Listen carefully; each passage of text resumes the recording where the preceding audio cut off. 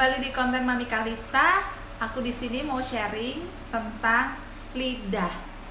Jadi beberapa waktu yang lalu aku ngerenungin tentang Yakobus 4 ayat 9 tentang dosa karena lidah. Banyak banget kita itu para wanita. Kenapa saya sharing tentang wanita? Karena saya wanita ya. Yang saya tahu adalah diri saya. Jadi saya sharing tentang diri saya, bagaimana diri saya ketika terjebak dalam lidah.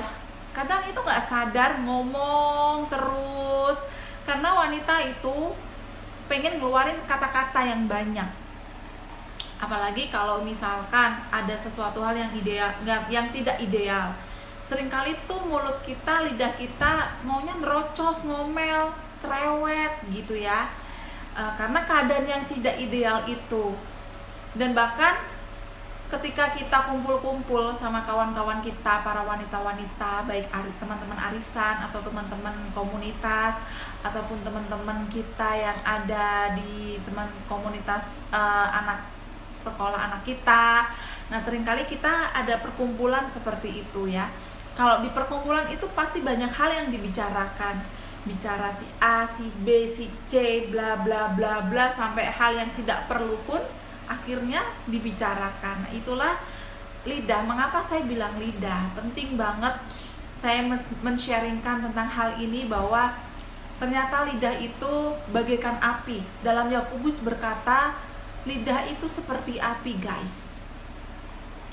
Api itu baik sih ketika kita menggunakan pada kontainer yang sangat tepat.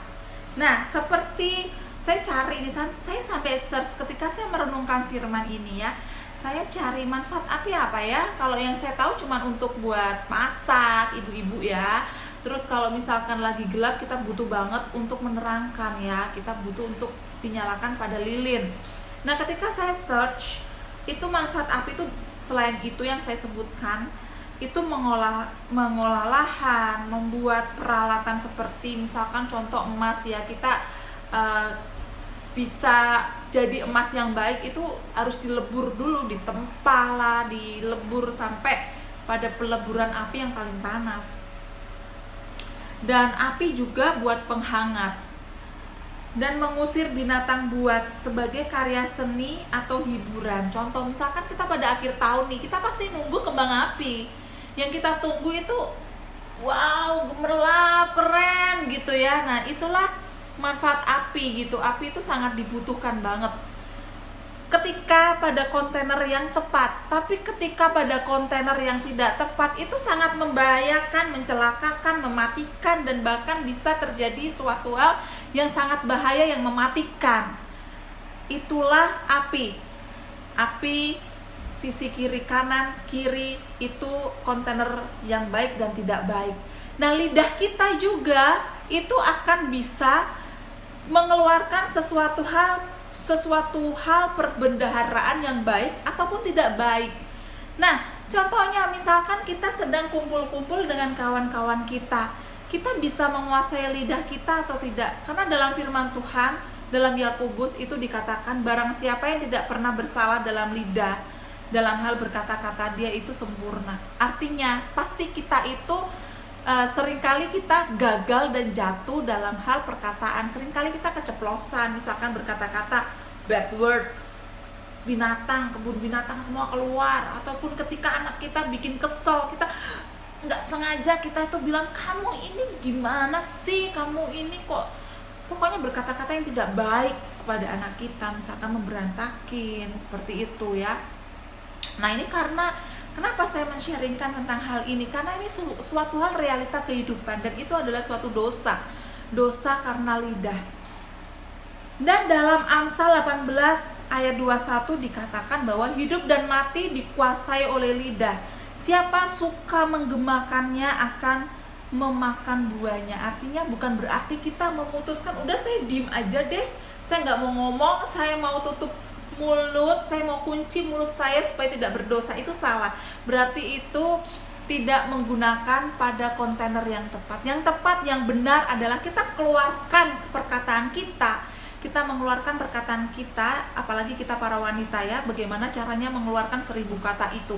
Kita keluarkan perkataan kita dengan sesuatu hal pada kontainer yang tepat, yaitu kita lebih baik mengeluarkan dengan menceritakan kebaikan Tuhan, menceritakan bagaimana Tuhan menolong kita dalam pergumulan kita, dalam doa-doa kita. Lebih baik kita menceritakan bagaimana anak kita melakukan hal yang baik daripada kita menceritakan keburukan anak kita. Lebih baik kita mengeluarkan perkataan yang baik bahwa suami kita baik daripada kita terus menerus ngomongin suami kita hal-hal yang tidak baik kepada orang-orang. Lebih baik kita mengeluarkan perbendaharaan kata itu dengan hal yang positif dan baik, sehingga percikan api itu bisa menyegarkan sekeliling kita daripada kita mengeluarkan perbendaharaan yang tidak baik sehingga menghasilkan percikan api yang tidak baik, yang mampu membakar, yang mampu menjadi benih kebencian, benih amarah, akhirnya keluar sehingga hasilnya mematikan. Artinya yang dimatikan apa? Karakter kita menjadi terbunuh. Dan bahkan karakter sekeliling kita mungkin tidak membunuh secara langsung, tapi kita membunuh karakter mereka. Tanpa sadar kita sudah menyakiti hati orang yang sedang kita omongin atau sedang kita kata-katain, kita gosipin. Yuk kita gunakan lidah kita untuk memuliakan nama Tuhan, untuk memuji Tuhan. Misalkan gak ada yang diajak curhat, cerita, kita lebih baik bernyanyi, lebih baik kita bermazmur.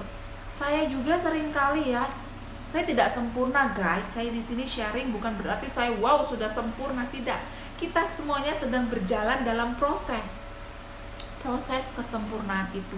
Seringkali saya ketika saya sedang dalam pergumulan, yang saya datangin pertama adalah Tuhan. Dan saya baca firman dan saya mengeluarkan perkataan saya dengan lebih baik baca. Tidak hanya seperti ini, seperti itu, tidak. Tapi saya akan baca dengan suara saya. Lebih baik saya mengeluarkan perbendaharaan kata saya dengan membaca firman, dengan mengeluarkan perkataan firman. Dan lebih baik ketika saya sedang dalam pergumulan, saya bernyanyi, saya bermazmur, daripada saya mengeluarkan perbendaharaan kata-kata sehingga menyakitkan suami saya, anak saya, ataupun sekitar saya. Dan saya sedang berjuang dalam titik itu. Dan ketika hal itu saya praktekin, itu menghasilkan damai sejahtera daripada saya mengeluarkan percikan api yang mematahkan semangat orang sekitar kita dan bahkan menghasilkan sesuatu hal yang buruk, pertikaian, pertengkaran yang ada. Daripada seperti itu, lebih baik kita menciptakan damai dengan perkataan kita. Ketika kita kumpul-kumpul, kita memperkatakan hal-hal yang positif. Bukan berarti tidak boleh memperkatakan hal-hal yang misalkan, aduh kamu pakai skincare apa ya, kamu pakai ini, itu bla bla bla atau apa gitu ya. Bukan berarti tidak boleh, asalkan kita tidak mengeluarkan perkataan yang pahit, perkataan yang penuh dengan amarah. Kita keluarkan pada waktu yang tepat kepada Tuhan. Dan yang kedua, kita sampaikan kepada orang yang dewasa dalam hal kerohaniannya. Jangan kita keluarkan kepada orang yang belum dewasa dalam kerohaniannya. Kita keluarkan isi hati kita, amarah kita kepada orang yang tepat, sehingga kita didoakan dan kita menjadi sembuh. Kita didoakan dan kita menjadi merdeka. Yuk teman-teman, sahabat-sahabatku yang ada di online semuanya, kita sama-sama proses menuju kesempurnaan untuk praktekin firman ini dengan kita mengeluarkan lidah kita, perkataan kita pada kontainer yang tepat, sehingga disitulah kita akan jadi berkat.